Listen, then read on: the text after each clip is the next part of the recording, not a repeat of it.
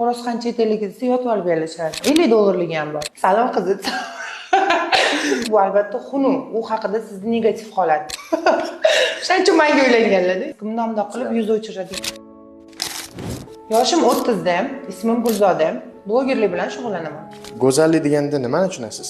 Ko'pchilik menimcha go'zallik deganda tabiiy chiroyi yoki bo'yanganda chiroyli bo'lish yoki qomati chiroyliligini tushunadi. Aynan men go'zallik deganda xulq-atvori go'zal bo'lgan insonni tushunaman. Chunki bir chiroyli inson oldingizga kelib, xunuk ish qilib ketsa, bu albatta xunuk. U haqida sizni negativ holat. Ming xunuk inson kelib, sizga xulqi bilan yoki yaxshilik qilib, chiroyli muomalada bo'lsa, uni tashqi ko'rinishi sizga umuman ahamiyat bermaydi. O'shaning uchun ham men turmush o'rtog'imga turmushga chiqqanman. Shuning uchun menga uylanganlar-da. Qanaqa kosmetikalardan foydalanasiz?